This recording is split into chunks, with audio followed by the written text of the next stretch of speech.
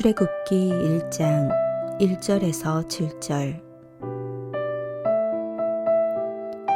야곱과 함께 각각 자기 가족을 데리고 애굽에 이른 이스라엘 아들들의 이름은 이러하니 르우벤과 시므온과 레이와 유다와 이사갈과 스불론과 베냐민과 단과 납달리와 갓과 아세리요. 야곱의 허리에서 나온 사람이 모두 70이요 요셉은 애굽에 있었더라. 요셉과 그의 모든 형제와 그 시대의 사람은 다 죽었고 이스라엘 자손은 생육하고 불어나 번성하고 매우 강하여 온 땅에 가득하게 되었더라.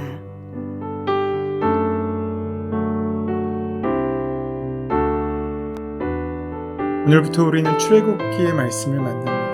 출애굽기란 말은 영어로 엑소더스로 애굽에서 떠난다는 말입니다. 어디로 떠나는 것입니까?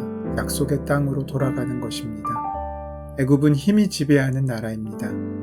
인간의 왕이 우두머리가 되어서 다스리는 곳입니다. 그러나 약속의 땅은 하나님의 은혜가 지배하는 곳입니다. 인간의 왕이 아니라 하나님께서 친히 왕으로 다스리시는 곳입니다. 이곳으로 떠나는 것이 출애굽기의 내용입니다.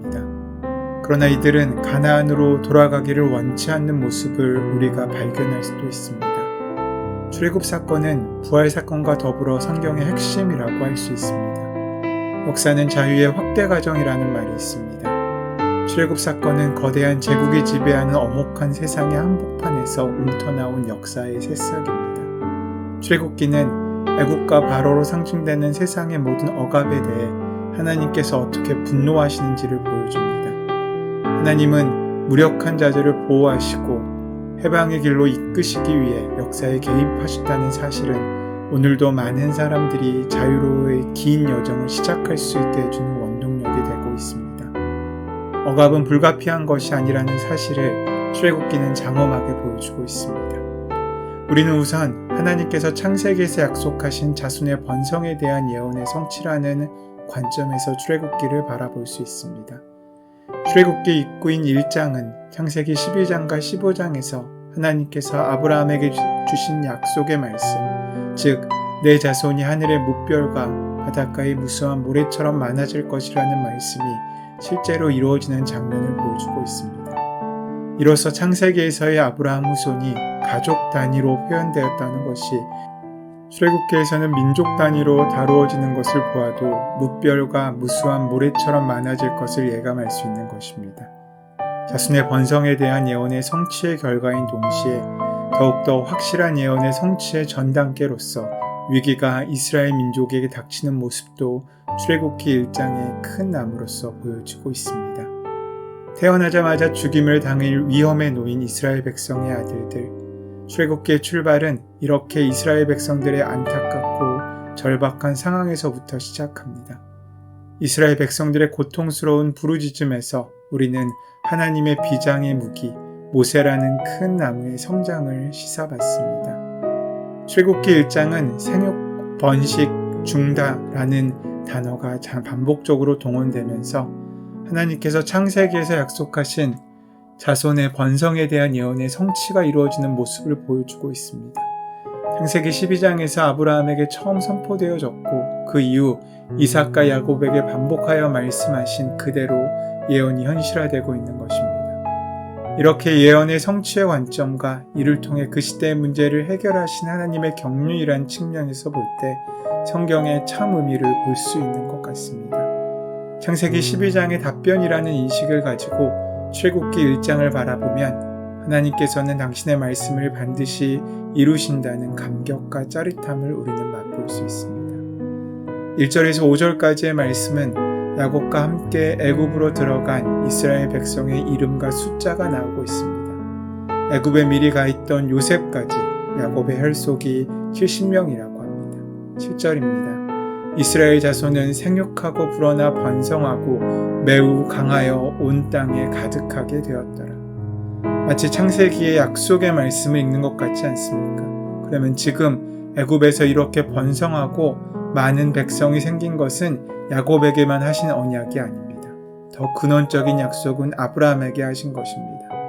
창세기 15장 5절입니다. 내 자손이 이방에서 객이 되어 400년을 섬기겠고 그들은 400년 동안 내 자손을 괴롭게 하리니 그 섬기는 나라를 내가 징치할지며 그 후에 내 자손이 큰 재물을 이끌고 나오리라. 이 언약의 말씀을 한치의 빈틈도 없이 이루어내시는 것입니다. 그러므로 이스라엘 백성들은 자기들이 원하여 애굽의 노예로 사는 것이 아니라 하나님의 언약이 실현되는 도구로 쓰임받는 것입니다. 이를 통하여 하나님께서 자기의 언약을 어떻게 이루어 가시는지 계시하시는 것입니다. 아브라함이 가슴 졸이며 기다린 그 약속의 성취가 이제 400~500년 만에 정말로 눈앞에 현실이 되어버린 것입니다. 실로 창세기의 숲에서 바라본 출애굽기의 일장은 감사와 감동일 수밖에 없습니다. 솔직히 아브라함이 하나님의 약속을 듣고도 다메섹 엘리에셀을 통하여 상속자를 보자 라고 결정할 때에는 그 착잡함과 두렵고 떨리는 마음이 어떠했겠습니까? 아브라함이 백발이 성성한 노인이 되기까지 가슴 한구석에 품고 있던 자식에 대한 그리움과 고민은 또 어떠했겠습니까? 자신의 목숨과 바뀌어도 아깝지 않을 이삭을 바치라는 하나님의 명령에 순종해야 할 때의 답답함과 안타까움을 우리가 짐작할 수 있겠습니까? 그런데 그 혹독한 과정을 거쳐 민족 형성의 씨앗인 70인이 나오고 이제는 애굽이라는 토양에 뿌려진 그 70인이라는 민족의 씨앗이 열매가 되고 있는 것입니다. 민족으로 뿌리내리는 민족 단위가 형성된 것입니다. 씨앗 자체가 생육, 번성하고 있는 것을 담고 있습니다. 우리 인생의 씨앗이 이렇게 뿌려진다면 어떻겠습니까? 그의 나라와 그를 구하는 자의 삶을 사는 자들이 무리바다 덮음 같은 온 땅에 가득한 충만함을 누리게 되기를 소원합니다. 그러나 여기에서 우리가 간과하지 말아야 될 것은 축복은 때로 위기의 원인이 될 수 있다는 사실입니다. 이제 곧 이스라엘 자손의 번성함이 애굽으로부터의 핍박의 원인이 되는 것을 보게 됩니다. 축복과 위기의 이러한 관계는 성경의 다른 곳에서도 얼마든지 찾아볼 수 있습니다. 이삭은 흉년 가운데 씨앗을 뿌렸고 말씀에 순종하는 가운데 농사를 지어 심히 큰 부자가 되었습니다. 그러나 그가 큰 부자가 된 결과 군대 장관인 비골로부터 시기를 받게 됩니다. 100배의 결실을 거둔 축복이 오히려 주변 사람들의 시기의 대상이 되는 괴로움으로 바뀐 것입니다.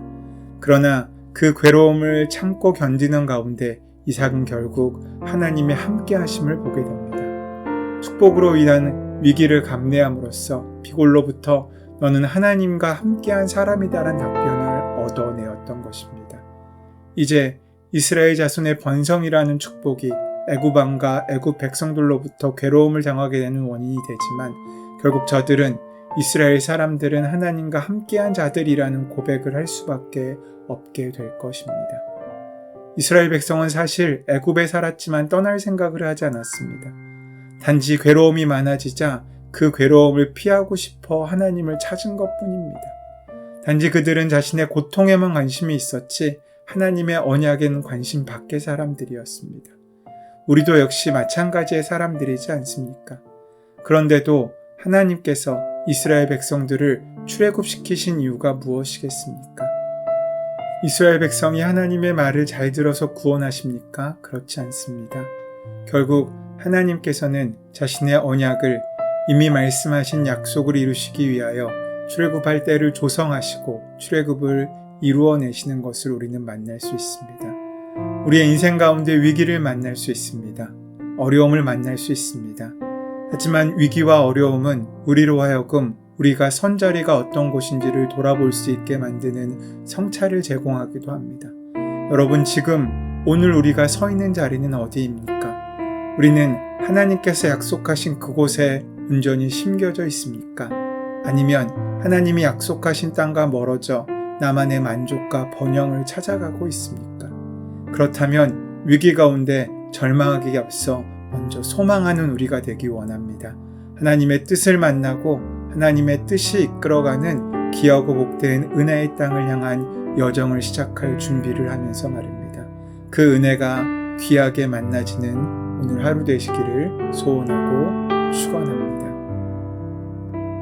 은혜의 주님, 우리가 머물고 있는 육신의 자리에서 믿음으로 일어나 주님의 약속을 향해 새롭게 시작하며 탈출하는 용기를 가지게 하여 주시옵소서. 우리 주 예수 그리스도의 이름으로 기도드립니다. 아멘. 이제 오늘 허락하신 말씀을 깊이 묵상함으로 오늘 나에게 주시는 말씀으로 만나시기 바랍니다.